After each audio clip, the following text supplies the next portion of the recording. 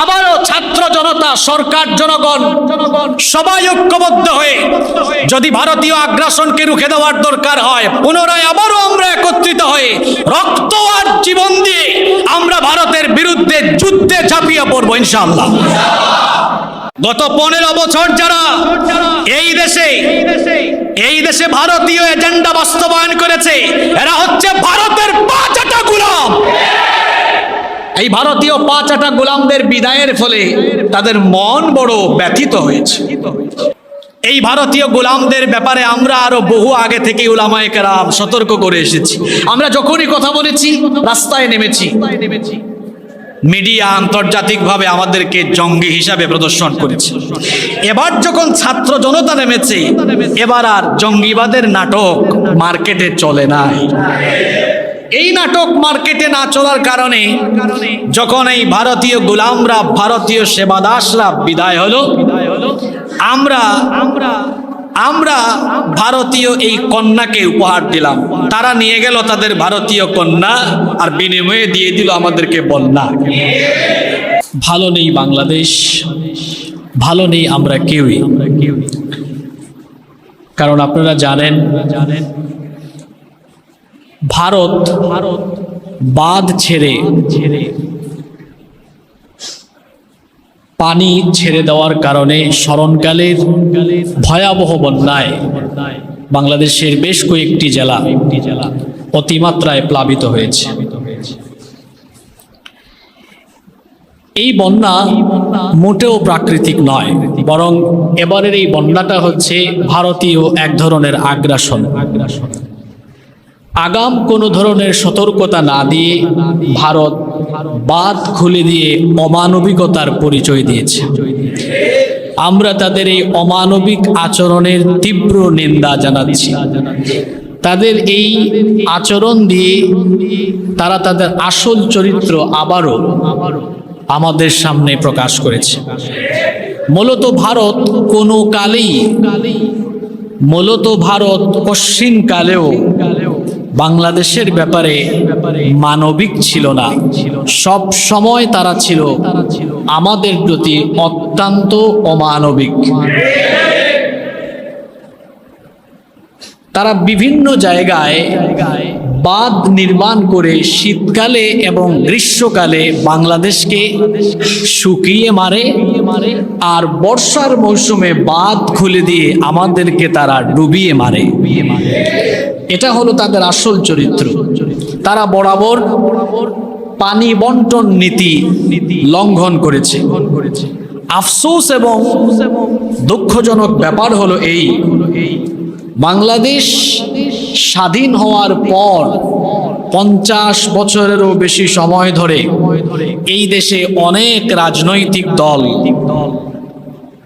ক্ষমতায় এসেছে, কিন্তু দুঃখজনক ব্যাপার হলো এ পর্যন্ত কোনো সরকার বাংলাদেশ ভারত পানি বন্টন নীতির কোনো মীমাংসা করতে পারেনি। দেশ স্বাধীনের পর একদল ভারতীয় সেবাদাস হয়ে, ভারতের চাটুকার, ভারতের গোলাম হয়ে এদেশের অনেক গুরুত্বপূর্ণ সম্পদ ভারতের হাতে তুলে দিয়ে বাংলাদেশে ভারতীয় আগ্রাসন প্রতিষ্ঠায় তারা কাজ করেছে।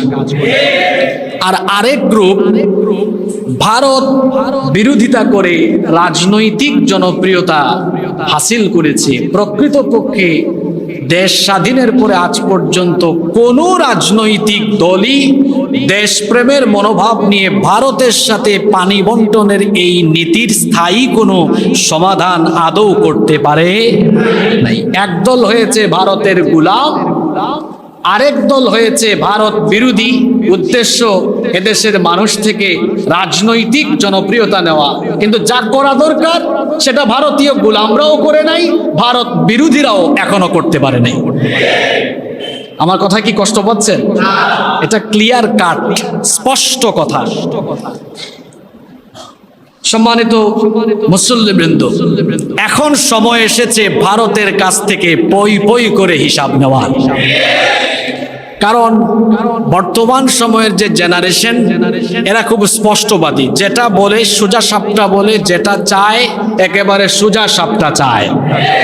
এজন্য বলেছি, বহুকাল ধরে বাংলাদেশে চলা ভারতীয় আগ্রাসনের বিরুদ্ধে সময় এসেছে এখন তাদের কাছ থেকে হিসাবকে চুকিয়ে নেওয়া।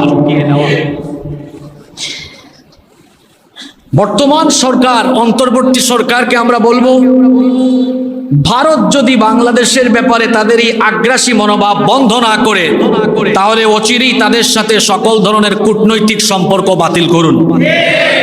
তাদের সাথে যত ধরনের চুক্তি আছে সকল চুক্তি বাতিল করুন। আমদানি রপ্তানি, অর্থনৈতিক ও রাষ্ট্রীয় সকল সম্পর্ক বাতিল করুন। বাংলাদেশের সর্বসাধারণকে বলছি, বাংলাদেশের সকল মানুষকে বলছি, হিন্দু মুসলিম বৌদ্ধ খ্রিস্টান, আমাদের বুঝার সময় এসেছে এই ভারত কোনো কালে আমাদের বন্ধু ছিল না, প্রতিবেশীর মতো আচরণ করেনি, বরং বরাবরই তারা আগ্রাসী মনোভাব নিয়ে আমাদের সাথে দুশ্মনী আচরণ করেছে। এজন্য ধর্ম বর্ণ সকলেই আমরা আজ এই সিদ্ধান্তে উপনীত হওয়া দরকার, এদেশে ভারতীয় সকল পণ্যকে আমরা সবাই মিলে বয়কট করার চূড়ান্ত সিদ্ধান্ত নিতে হবে। শুধু তাই নয়, ভারতীয় পণ্য শুধু বয়কট নয়, যদি এদেশে ভারতীয় কোনো গোলাম ভারতের পণ্য তার কোনো শপিং মলে নিয়ে আসে, তাহলে তার ওই দোকান বা শপিং মলের বিরুদ্ধেও বাংলাদেশের মানুষকে ব্যবস্থা নিতে হবে। আমরা এদেশে যারা ভারতের সেবা দাস হবে বা ভারতের গোলামি করবে, সেই ভারতীয় রাজাকারদেরকে আমরা এদেশে কোনোভাবেই বরদাস্ত করব না। ভারতীয় পণ্য বয়কট করার পাশাপাশি ব্যবসায়ী, উদ্যোক্তা, সরকার, জনগণ আমাদের সকলকে সম্মিলিতভাবে উৎপাদনের সক্ষমতা বাড়ানোর জন্য প্রাণপণ চেষ্টা করে যেতে হবে।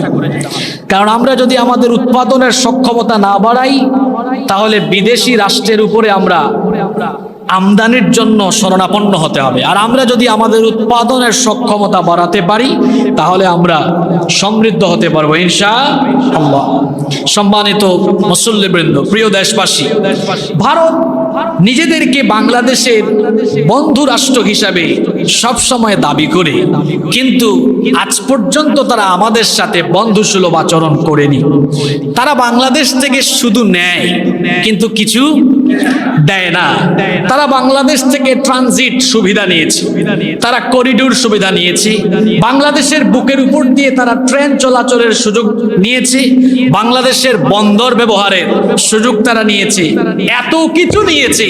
আর বিনিময়ে তারা তাদের বাঁধ খুলে দিয়ে পানি দিয়ে আমাদেরকে ডুবিয়ে মেরে পানি উপহার দিয়ে আমাদেরকে মৃত্যুকুলে পতিত করছে।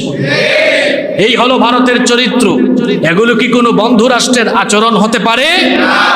সেজন্য আমরা ভারত সরকারকে হুঁশিয়ার করছি, যদি বাংলাদেশের ব্যাপারে তাদের এই আগ্রাসী মনোভাব বন্ধ না হয়, তাহলে এদেশের সকল ধর্ম বর্ণের মানুষ ভারতকে মোকাবেলার জন্য এমন প্রস্তুতি নেবে, যার ফলে সেভেন সিস্টার্স সহ ভারতের মানচিত্র ছিন্ন ভিন্ন লন্ডভন্ড হয়ে যাবে।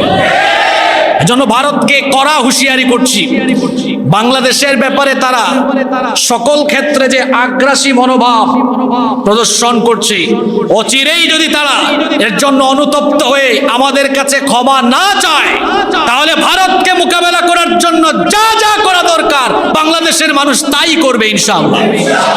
আমরা কাউকে ভয় পাই না। আমরা সেই জাতি, 52 ভাষা আন্দোলনে রক্ত দিয়ে আমরা আমাদের ভাষার স্বাধীনতা নিয়েছি। আমরা তো সেই জাতি, 71-এ রক্ত আর জীবন দিয়ে আমরা আমাদের দেশের স্বাধীনতা অর্জন করেছি। আমরা তো সেই সাহসী জাতি, আমরা বীরের জাতি।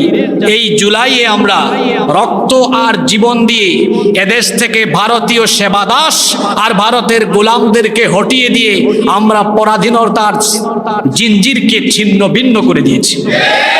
যদি প্রয়োজন হয়